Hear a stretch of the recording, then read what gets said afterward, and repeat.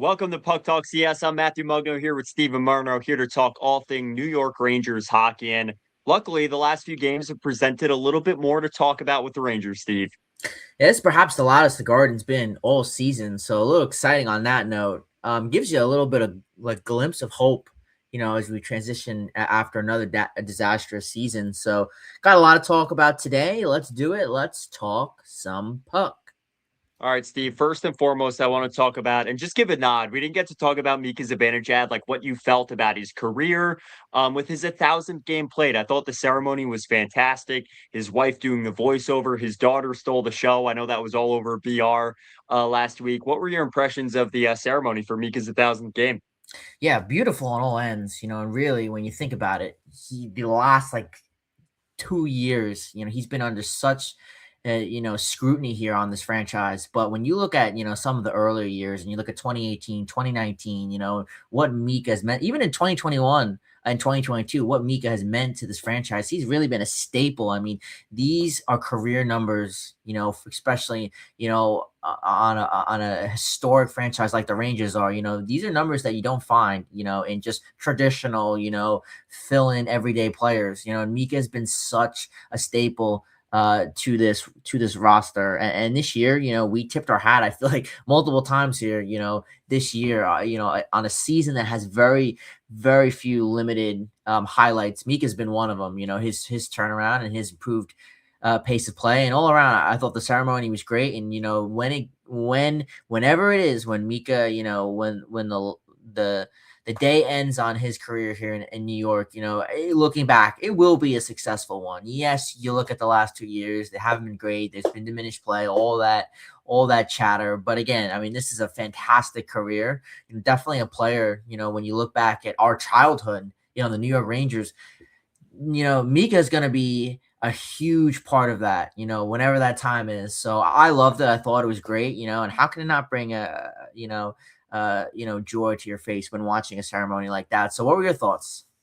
Yeah, you know what? I think you're right. You touched upon something that means a lot to me. Mika's been here for some lean years. I know he's taken criticism the last 2 to 3 seasons, but this is a player that when he came in, the team was successful. He had an injury, battled through that. Remember, he broke his leg his first year in New York, and he was actually playing behind Derek Stepan at 2C, and he looked like a player that had a higher ceiling, right? He was 24 years old when he came to New York, and he's built a family, he's built a life here, and you know what? For the lean years he took through the rebuild, that quickly turned around. Obviously, there were a few years of success. He was a driving bus in 21-22.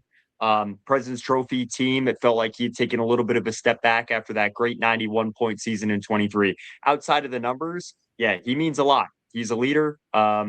Again, like you said, a guy that's been a mainstay now 10 years in New York. It's been a long time. And I think it's just time he deserves his, he's earned his flowers from the fan base. Let me pull up, I think I have the stats for the Rangers since January 1st, since his hat trick for the Winter Classic.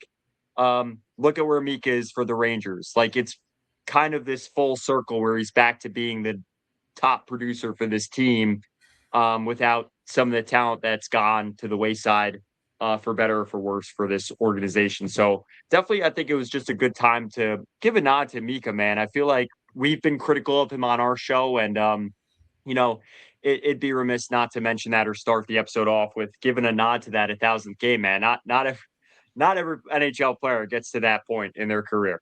Yeah, that's a big mark. And even looking at those stats, Mika is still, that's a big void there. When he's sitting at number one, putting up those numbers with no Panarin on a team, that is, a large sum of your offensive, generation coming out of those points, and you look at the, I forget who, it was Lafreniere number two on that list. I think he was like Yeah.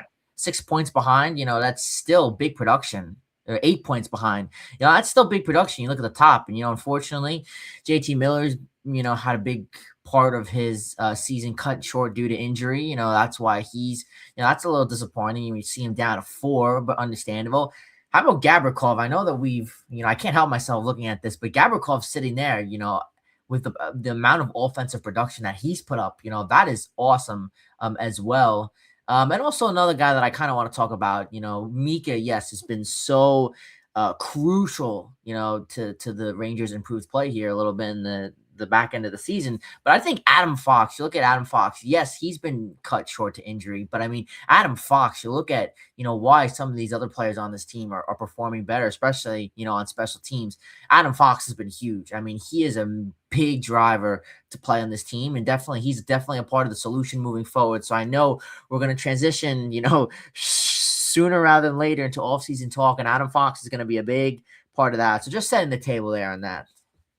Yeah, no, I appreciate that, Steve. I don't think it's necessarily the time to dig too far into the Adam Fox Agreed. conversation, Agreed. but you're right. He's going to be a big part of this team moving forward. He had a great quote post game against after the Blackhawks the Florida win, where he stated, right now, when it comes to the tank conversation, I actually really appreciate Vince Mercogliano asked the question to a leader of the team about tanking. He had mentioned that, they're going and trying to put their best foot forward every night. And that's where we get to an interesting conversation, Steve. And I think what we're going to be talking about for the final few games here is the tank. The Rangers are 2 points out from launching themselves up a few spots in the standings with head-to-head matchups with goal differential as well. Right now, they're still bottom three. And you can't overlook that the top end talent is what the Rangers need, right? We're going to be talking about the kids that have performed really well the last few games in a moment. But it feels like there's 700 bottom sixers, top niners. We don't really have a prospect outside of Perot that's a top six or top line player. And I think that's what you get with the 1 or 2 pick. And that's why this conversation about tanking is so important. Do you start removing players from the ice? Is it time to give JT Miller, this is it. This is the end of the season. Just let him rest. Is it time to just say, all right, are we going to the last 3 games not play Mika Zibanejad? Even though we just talked about how important he is to the organization, what are your takes on the whole tank conversation and what the Rangers should do to solve that or approach that? Yeah, this is an interesting conversation here because again, you look at it and you say hypothetically, yeah, you want to sit there and you want to lose games against the Blackhawks. I mean, that was a big game. On that note, and you now you start winning games. It's a little frustrating, but then on the other side of things, you say just because you finish in the standings in a particular spot doesn't mean you're guaranteed number 1 or 2 or even a top 3 pick. And Mhm. just seeing how much we're shining, in some of these games with all the young kids. And it looks like this team is having fun again. And that's something that, it's sad to see because you wanted to see this a little bit earlier in the season. But, it's something that I think is very crucial that these kids, especially get in there and have moments. Because you look at a player like Brendan Othman last year, and it's, kind of the team was in a very similar position that it was last year. And Brendan Othman was in there every single night, just like some of these young kids are getting the opportunity. And I don't think he registered, maybe a point, really I think he had 3 assists, but he 3 was a guy, assists. Steve, you're right. He was a guy that he had an 100-point season with the Flint Firebirds, like a 50-goal season in the O. Like the promise with him was goal scoring. Exactly. And he wasn't able to, translate any of that into results last year. And that obviously, I think, left a little bit of a sour taste in his mouth coming into this year. And it didn't really translate into anything.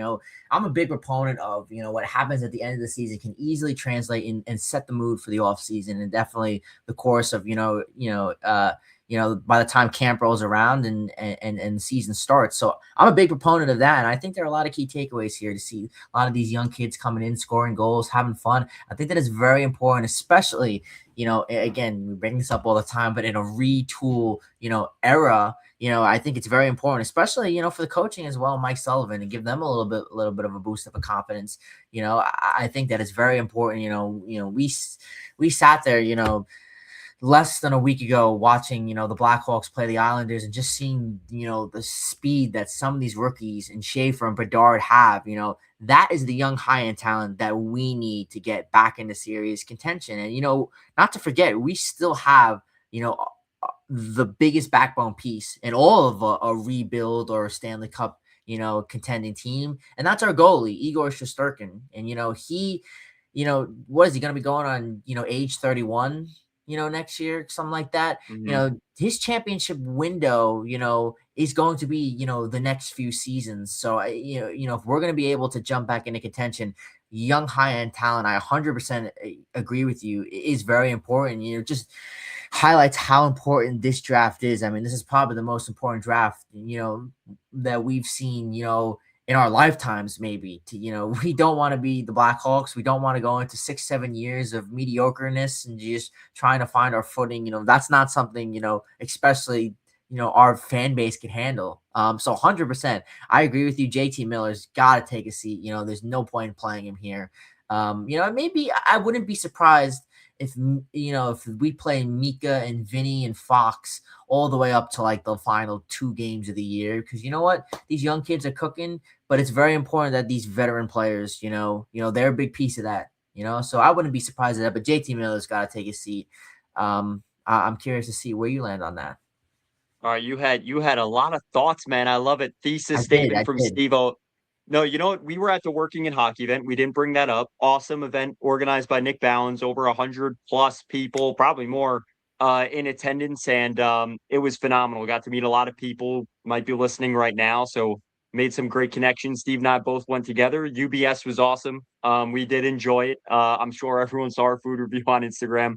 Yeah. But like you said, I think you and I, when we're sitting there talking, Schaefer and Bedard were the difference. Like the roster, the Chicago roster, the Islanders roster, outside of those two, it was very evident how good they were, Yeah. for sub 24-year-old players. So sub 23-year-old players. So like Bedard had a chance. It would come the other way. Schaefer probably had 6 shots on goal that game.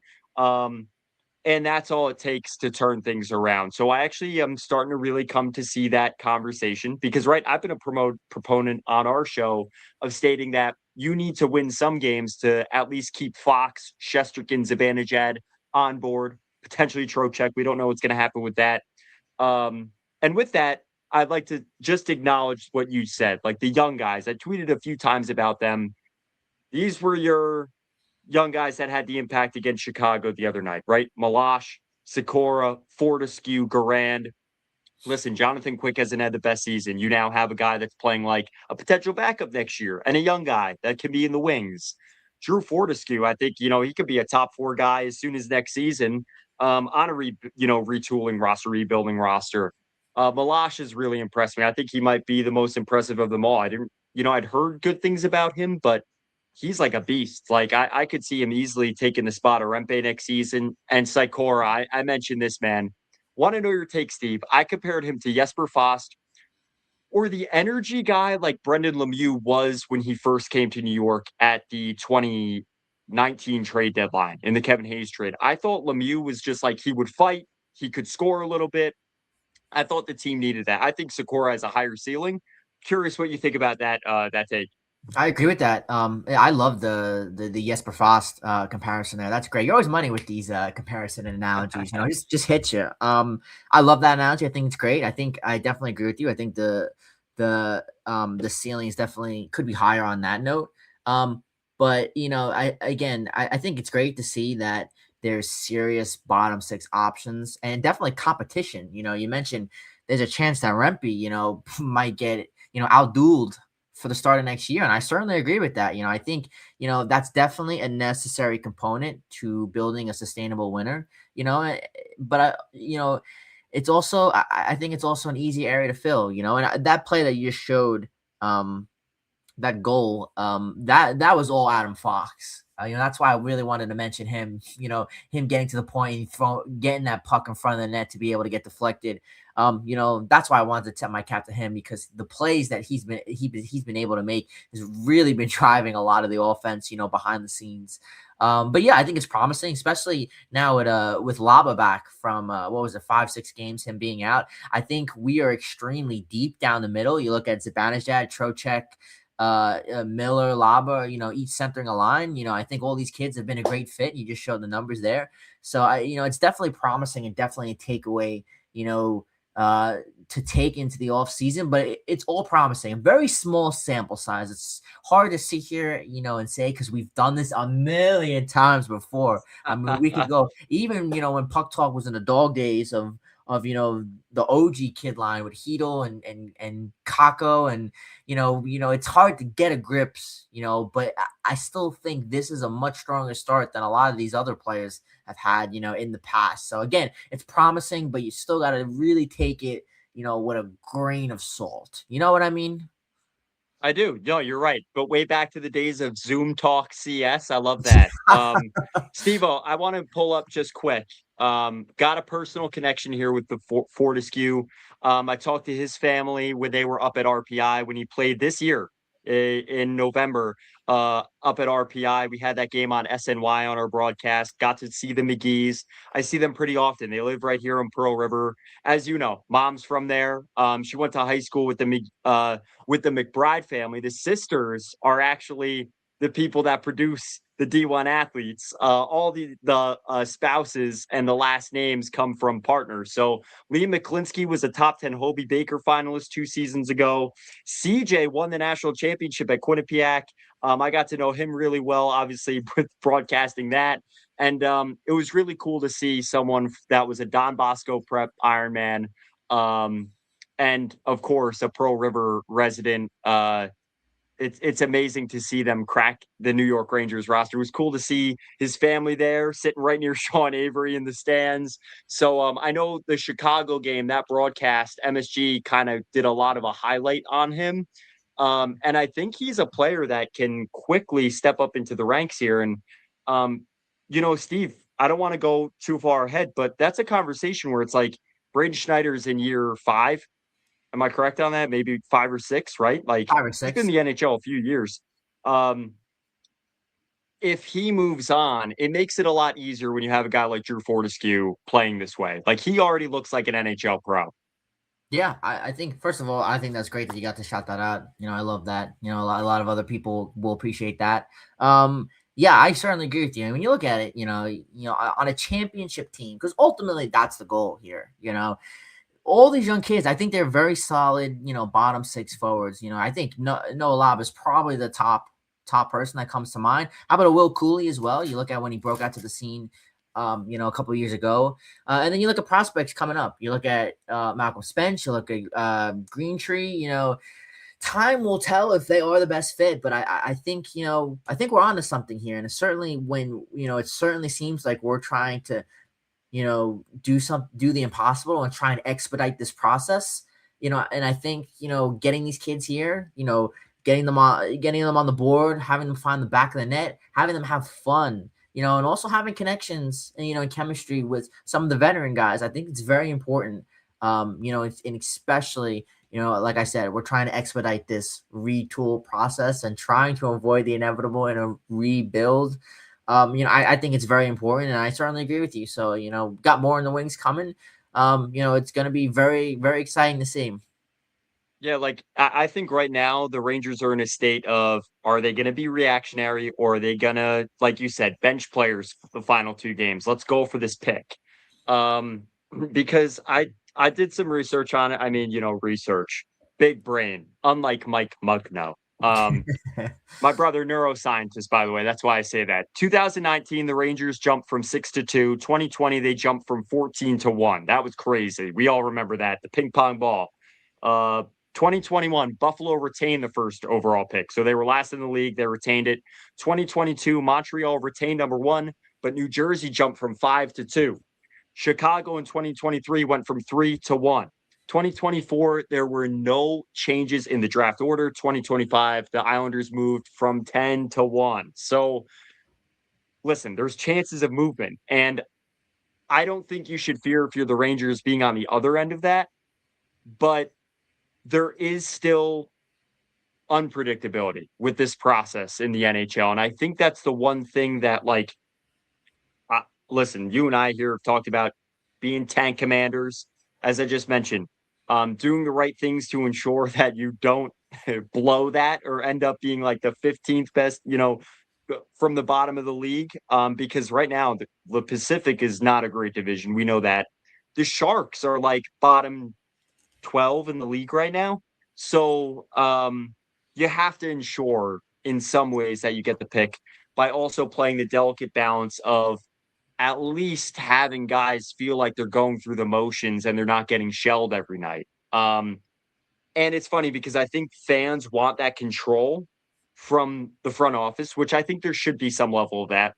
But like Adam Fox said, like he's not making $9.5 million to like sandbag it, like every night. Like I also think there's a level of like you have to keep some integrity with the players. Like you don't want them to be disrespected by saying like, no, you got to like that's just not how it works. The front office doesn't come downstairs and say like, we're tanking, don't try tonight. But also you just hope that your roster isn't good enough to win games. And I think, listen, they defeated the Blackhawks, they defeated the Panthers in a year where they're now tanking. Um, let's see the rest of the way. Like they play Tampa towards the end of the year. Like they're going to start playing some teams that I think they're going to lose to no matter what. Yeah, and this is not the NFL. This isn't the Raiders coming down, against the Giants and pulling Crosby and all the starters off the field. That's not this. You hit the main point there. And I still think if we finish two points in vicinity of the Blackhawks, no matter who finishes 31st, 30th, 29, whatever, I still think that's the same category at the end of the day. I know. Listen, how about this? I know we just played them. But if I'm gonna sit here and rage bait you, how about what if Florida gets a number 1 pick because they're only 3 points behind us? Imagine that. You know what, Steve? I think the thing that's crazy about that is some people are really counting them out next season. Barkov, MCL, ACL injury. I saw Chip 23, really like him, writes for Blue Shirt Banter. He said like that was because he's old. He's 30. He's still a top center in the NHL. Kachuk's injury, I totally get. Like he plays hard. I think he's going to continue to like maybe not regress drastically, but I don't know how many 100-point seasons does he have left. He's 27, still young in his prime, but they do have an older roster. Marchand signed that deal at 37. Seth Jones got injured on a collarbone from a shot in that Winter Classic game against the Rangers. Like, no, I don't think any of their injuries truly indicate age. Like, it's not like a guy that's like constantly battling injury and he's there at the rink 4 hours before the game, like we saw at the end of Roberto Luongo's career. Now, granted, Bobrovsky's older, right? But at the end of the day, like if they even land a top 5 pick, I mean, isn't that a win? This year was sold to injuries after playing 3 years. Some of it, like Reinhart, Bennett, they've played like 300 games. They played 80 games and then they played 20 playoff games. Like these guys have played 300 games now over the span of 3 years. Yeah. I think it's time they get rest and they could land, like you just said, not maybe the first overall pick. I would hope not. But if they land a guy like McKenna or Stenberg, I mean, holy cow, with the guys that come back, it's like everyone's reunited and now you have a top end talent. A guy that the Rangers could use. I mean, Steve-O, one thing I was going to mention too, I looked at the stats since January 1st, right? The last time we talked about Mika, he was like one of the top performers since January 1st. This was just a few weeks ago on our show. Nikita Kucherov has 70 points since New Year's. That's insane. And that's what the Rangers are missing. They're missing that top end talent. They're missing the Schaefer. They're missing the Bedard. Kucherov's, listen, like a guy of his generation, like a talent of his generation, but the Rangers need someone like that coming up. Yeah, and that was our Panarin. I understand, we want that kind of a Schaefer-like player who's going to give you that production like Panarin, but also the type of player that's going to be here, the next 5-6 years, that's not going to be Panarin. So you look at that, you look at the full picture, and you recognize that and you say, you know what? I don't think when you watch this team, you don't get the sense that the Rangers are sitting there tanking. Definitely not, especially against that Panthers. I think it was actually quite the opposite. I think, it's not in the Panthers' DNA to tank or accept losing.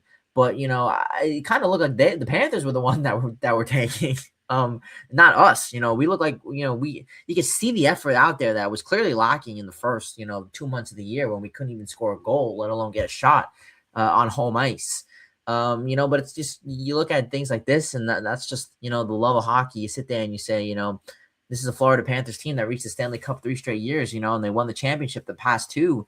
But then you see how much they're plagued by injury, and you see how much that, the last 3 years have really run them down as a whole. I think they said on the broadcast, but the Panthers have like 10 or 11 regulars out of their lineup, when we played them the other night. So, That was weird. They're on like a 3-4 game losing streak, which is also not good, because they keep that up. And, when we keep the way we're playing up, and we're going to jump them in a second. You got Calgary in there, you got St. Louis, you got Winnipeg. I said watch them as a sneaky team. It's definitely going to be interesting. And it's kind of strange how what are we, like 2 or 3 points? I think 2 points ahead of the Blackhawks, and the Blackhawks haven't even been eliminated from playoff competition yet. We have. That's also something you sit there and you look at and you say, wow, that's hockey. So it's going to be That's interesting. baseball. That's baseball, Susan. But it's going to be interesting. If we see another like 9 or 10 team jump up to 1, that's it's going to be certainly frustrating, especially for us. So Steve, where I disagree with you though is the Rangers are 30th in the league. If they win another game, they hop Calgary, so now they're in 4th in lottery odds, right? They would have to go on a win streak. And like, let's look at, oh my God, dude, Vancouver's a minus 90 goal differential. yeah, Holy. Okay. they deserve number 1. They are brutal, and they're not going to get it. Thank God. Thank God, man. Well, listen, like when we talk about having NHLers, like that's why I keep saying let's try and retain a guy like Mika and Fox. But April for the Rangers, Montreal, Detroit, Washington, Buffalo, Dallas, Florida, Tampa. And Florida and Tampa, I see the Rangers not playing their starters. Yeah, I don't think Or the Florida will either, regulars. though. At that point, True, true. But wow. I mean, like, I don't see the Rangers winning any of those games. yeah, Like genuinely. I know it's crazy to say 0-5, but at least from the Montreal to Dallas stretch, but from the 2nd to 11th, those 2 weeks. But dude, they got Detroit twice. Like Detroit's fighting for their lives right now. Buffalo is a wagon. Tampa's a wagon. Washington fighting for position. I don't see the Rangers doing like it was great to see those B tier guys, prospects make an impact, move their feet, check, forecheck, get some goals, get some confidence, get some energy. You see the way the bench is reacting. It's a refreshing team to watch, but in reality, against a structured team with veterans, with top scorers in the league, I don't think Ty Carty is going to have the same impact against Tampa that he's had against some of these other teams. I like that. That'd be great. Like Tyler Mott 0.0. But at the same time, I don't think that's what's going to win you these games. Like the top end talent, I think is going to prevail for a team like Dallas over New York. talk about Rangers, a legend, Tyler Mott. Love that. That makes me feel good. Two-time Ranger legend. 2-time. Was 2-time or 3-time? Twice. He came in 21-22 at the TDL from Vancouver, and then we traded back for him in 2023. They didn't sign him, so they brought him back, but that was it. Yeah. Then he left in the offseason. I don't know forgot where he went after that. Yeah. Hope he's able to rebuild that name and credibility to himself. Could have sworn that he was on Carolina. Maybe. I thought he was in Tampa. Let's see. I knew he was in Tampa. You know what, Steve, I wanted to mention too, you talked about like missing Panarin. He's a point per game right now. There are 3 games back in the Pacific for the playoffs with, like I just said, like 3 weeks left of the season. So Panarin's that guy. Like Panarin before he left the Rangers was over a point per game in 2026. So the few games he played this year for us. And now he's a point per game in LA. It's crazy. Like he's a machine. He is, and we knew that. That was never in question. Like nobody sat here and like questioned that. We knew he's that type of player. Yeah. What is it? He had that filthy goal. Oh, I forget who that was against. He had a nasty goal. I don't know if you saw that. I might have sent it to you, but boy, did he have a beauty of a goal. What was it last week? Whew.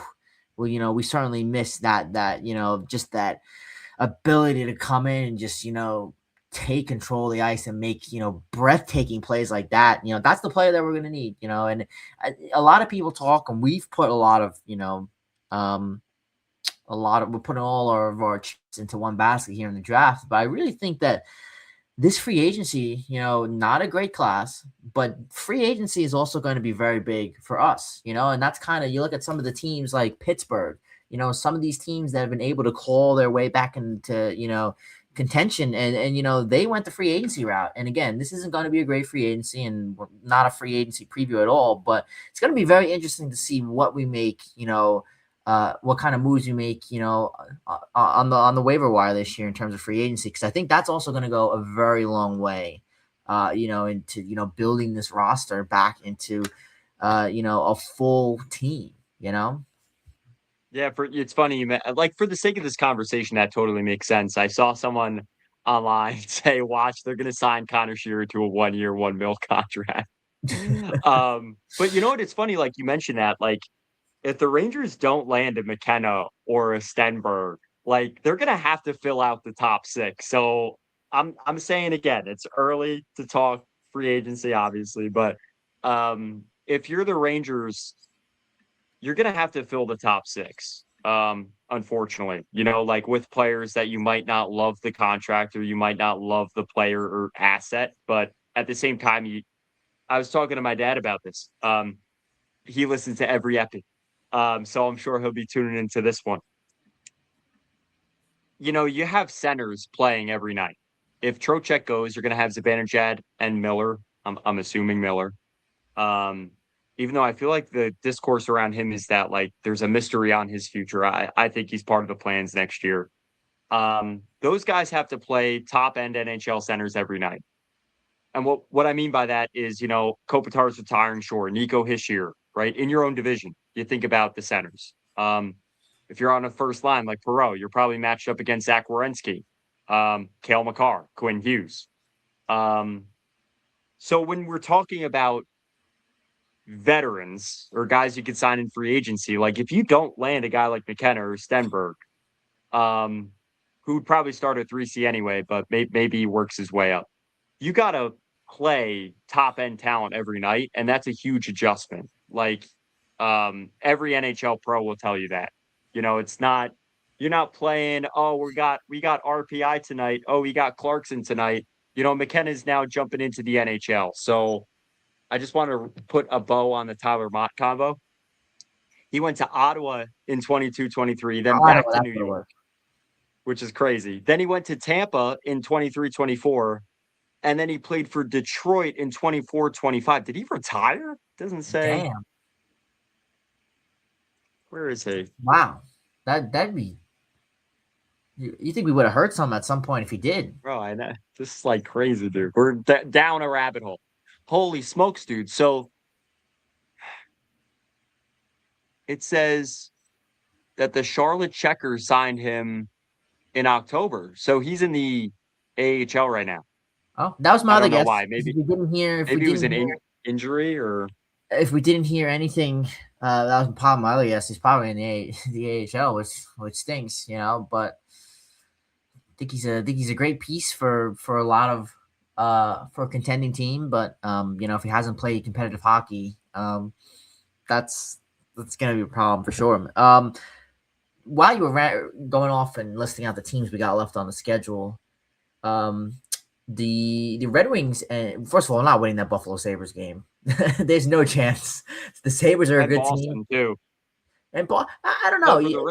For the Rangers, yeah. I'm saying we're not beating the Sabres. Sam Carrick is on a tear, dude. He's on a I tear. love it. I want to see. I want to see him score a hat trick against us. That's the type of player he is. I love it. I love him. But you look at the Stars. Even somebody like Tampa. You can never diminish Tampa. It makes you think. How did we? I think we blew them out on the road to start the season. Makes you think how we did that. Especially the way this season went. But you sit here and you look at these last few games remaining, and you say, you look at, you want results, do you want tank? I think of course you got to go for results, but I think you got to pull the plug on JT Miller. If we don't do that, I'll be very vocal about as to why that is. I don't think they will. I think the question is not if they will. I think the question is when they do that.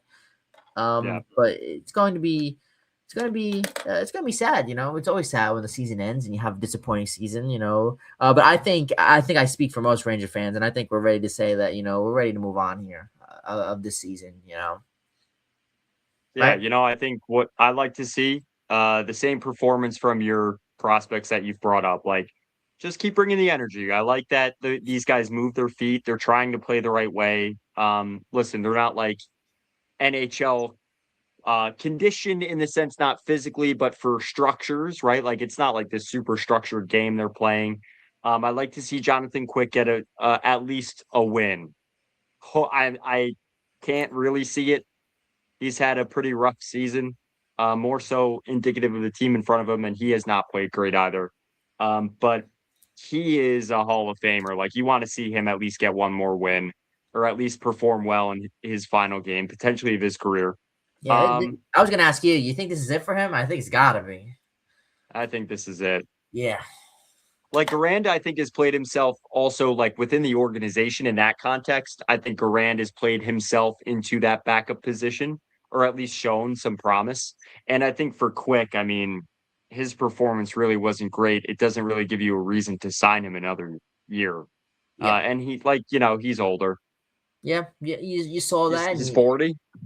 Yeah, you see this, in little spurts of Ranger seasons. You see Igor go down with injury. If he's out a month, he's out 3-4 weeks, even 1 or 2 weeks. That is a huge workload. We saw Jonathan Quick. When Jonathan Quick has to come in every 6 days, and start a game, even every 8 days, he was more than capable of that role. He thrived in that role. He looked great. But when you put the number one tag on him and he's got to step up and fill that role, just wasn't able to thrive to that occasion. It's sad. You could sit here and say, the team wasn't playing the greatest. He didn't really get a lot of offensive help, but he also didn't look very comfortable, being in that role. And I think, this is it, for him. It's disappointing, but I think we you got an extended shelf life on him. We going back 4 years ago saying that, at the end of this year, he was going to be the number 2 option. I'd be a little surprised. I didn't think he was going to last that long, and I think we extended his shelf life and got the most out of him. So I'm with you. I'm looking for one more for him. I think that would be very very meaningful, very touching too. Yeah, that would be a nice, like, just send off. I think the contract that he signed, 1 year for 1.5 mil, like, that's indicative of what this season was going to be. And unfortunately, it went to the wayside. But yeah, no, I agree with you. It'd be nice to see that. We got the nice touch for Zibanejad's 1,000 game, maybe see Quick in a good spot. And we've got some feel good wins for the young guys. I think, like I said, I'd just like to see them continue to pace and maybe grow here for the next few games. And, like you said, I think it sets up a really competitive camp for next year. And we might not see all these guys, but at least they got to live out some of their dream and get their rookie lap and get some points in the NHL. Yep. I think the last thing I have here, as we look for the last few weeks, and I think the big question surrounding this team, is not going to be a roster management decision. It's going to be who's going to win the extra effort award. So I want to get your opinions on that. This is something that I think compared to prior seasons, this is really the first one in a couple of years where it's we don't know who's going to win. I think I might have one player that if I had to put a favorite and bet my money on, actually, I wouldn't bet on this at all. That's how unsure I am of it. But I would willing to say I think there's one front runner favorite and a couple other interesting choices. So I would have to ask you first, if you have a frontline winner, who do you think that is? And I think it's going to be the same person we started the year with. Okay. I think there's like, all right, I'm going to spit names out and then we're going to count how many because that's how elementary I am. Zibanejad, Gavrikov, Laba. I mean, Shesterkin, I feel like will probably get some votes. And I think Carrick would have. I'd love to just give it to him anyway. And for the meme, game. right, for the culture. But I mean, I think I'm happy with any of those guys. Yeah, I would say Mika's probably up there. I think Gavrikov you have to consider. Igor, of course, his name will be in there, but I don't think he's gonna win it. You look at prior seasons that he's had compared to this one, and I think he's had better seasons than this year. And if he wins it this year, it's kind of like, So even though just that competitiveness. Igor's kind of had that all year long. I don't think he'll win it though. I think he missed too much time. I think your two front runners have got to be Gabrikov and Mika. I wouldn't be surprised if you hear somebody like a Noah Laba in there, his name in there. I think, just that grit that he's displayed all year long. I think that's kind of similar, not as great as the year that Will Cooley had, but kind of a lot of comparisons there. But I think you're number one, you're number two. I think it's going to be between Mika and Gabrikov. All right, Steve, just to read out the last few, I think the Rangers fan base has pegged it. For all the disagreements online, all the crazy takes, all the New York sports, like fan level conversation, we've really pegged this. Last season was Will Cooley. 23-24 was Vincent Trocheck. 23 was Lindgren. 22 was Kreider. And then 2020, Zibanejad, 1920. And I think Fox was 2021. So I think, I mean, you keep going back and it feels like every year is like, yep, that guy was the guy.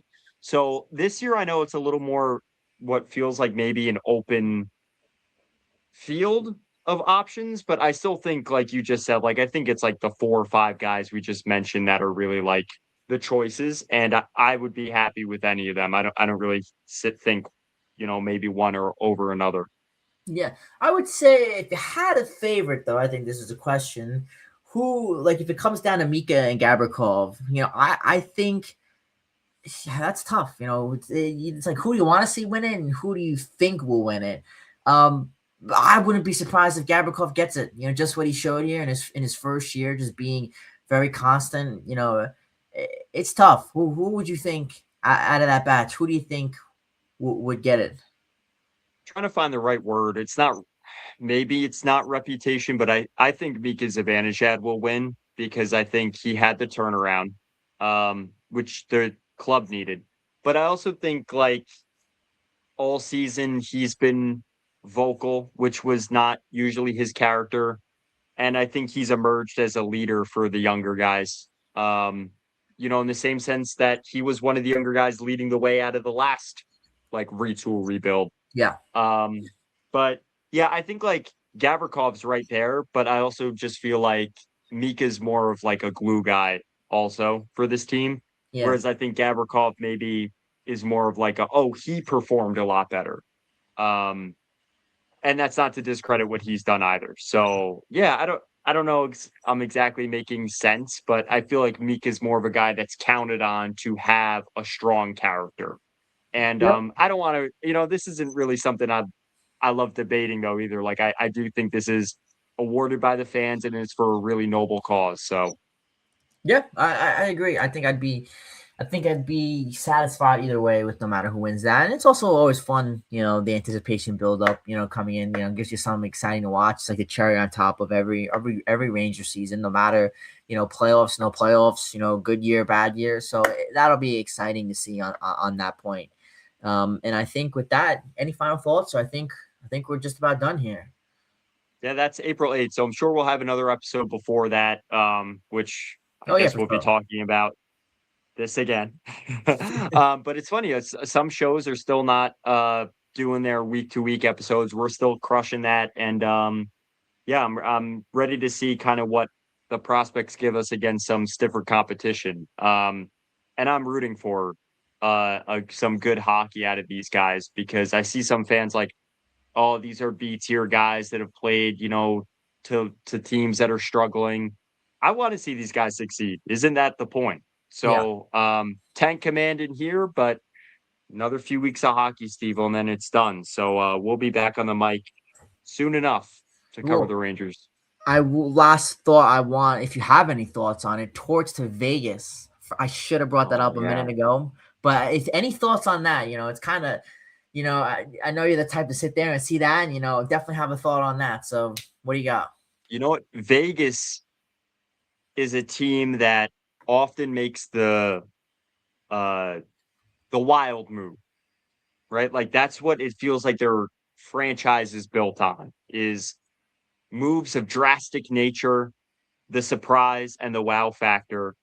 Um, I think it can work out. I think the timing is strange, and I think that the first thing I thought when I saw that news was, uh, has that mojo worn itself out? Like, is this truly jumping the shark? Uh, we'll see, right? Results are everything in this league. So I don't know. I just thought it was wild timing.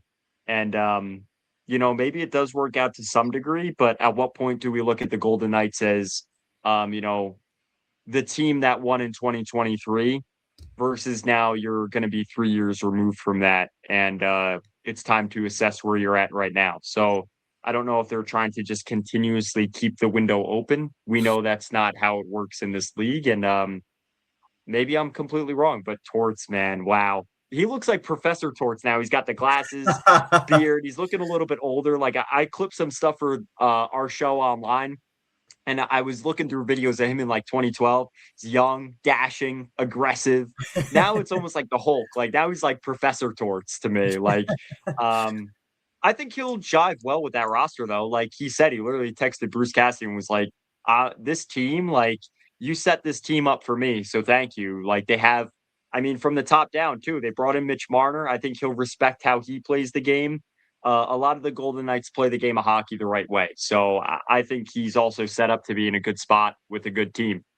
Yeah, it's very rare, and it's very rare that you see, the team that's, tied for second, third, in a division, with like 2 weeks and a half left of the season, do something like this. So it's definitely strange. I'm with you. The timing is weird. I wonder if you're gonna see if you're gonna see a little fall off, or not fall off, but a little growing pains. Especially at this point in the season, the Knights can't afford that at all. But there's also no reason, I got two more thoughts on this before we wrap up. There's no reason why why Vegas can't sit here and be the number one team in the Pacific. Like, I definitely think they're better than Edmonton. The Ducks, I don't know what the Ducks are going to give you in the playoffs. This is going to be their first time there, and in a while. And a lot of these young kids, it's going to be their first opportunity. So I don't know what they're going to give you. So Vegas is definitely, I would say, probably one or two in terms of the Pacific. Obviously they're nothing compared to the Central. But I think Vegas could definitely give Minnesota a run for their money. There's no reason to that. And I really like the point you just made there about, teams, trying to extend windows. And I think there's two exceptions in the entire league. I think Tampa is not a team that you could just, this has been since 2015 or even before that, since we were in middle school. I mean, they just never fall off. I mean, you can't group them into the average NHL team. And until they prove you wrong, Vegas as well. Vegas has been very successful these last few years, so you can never count them out. They're just a one team that you're just like, even last year, I think you picked them in the playoffs. You just can't count them out just because you have that feeling about them. They are the West Coast version of Tampa. So on that note, you can never count them out. And again, I think they're better than a lot of the competition. You look at the wild card as well. Whether that's going to be Utah or how about Nashville, LA. I think Vegas matches up well against all those teams. So it's gonna be fun to see. We'll be here to cover whatever happens at the end of the Ranger season, whether it comes to the draft lottery or the playoffs. Stay tuned at Puck Talk CS. Always remember, it's just the luck of the puck.